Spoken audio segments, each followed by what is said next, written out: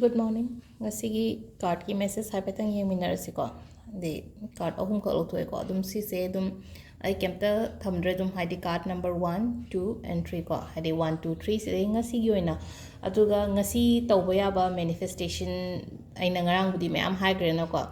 Ado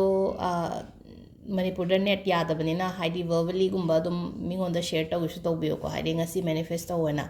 Haidi ayengba mina yenge ko yengdaba mi ngai lehoragade ko haidi haibiyo dum ngasi do nahangai tawbo dumaina ngasi tawradi amu hena phagane na ko haidi belief manifestation oiro water manifestation oiro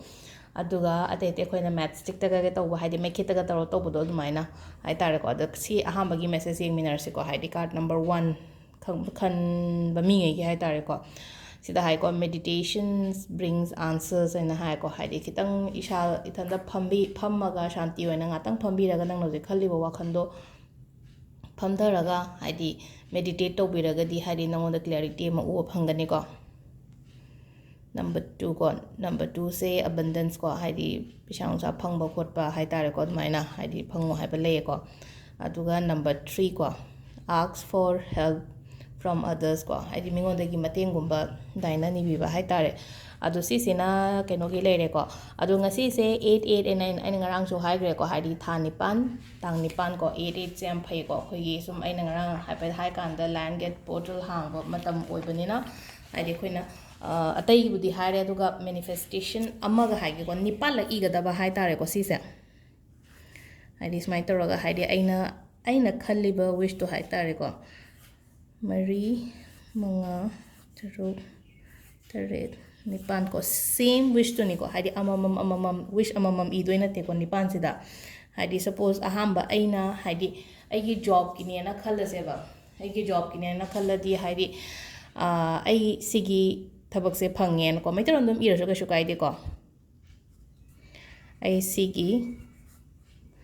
thabak or natraga department nang na tawningi ba mafam do hai tare ko ai sigi thabak se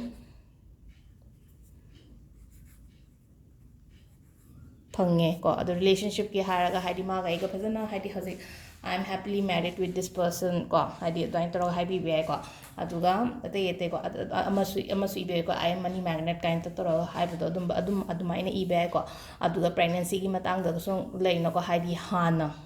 keno tawraga haidi leina ko haidi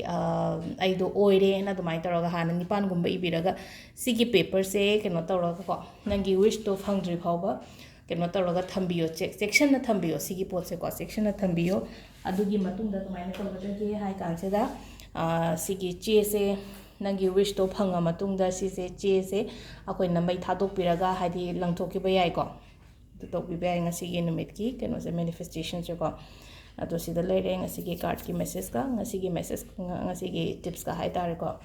ado thank you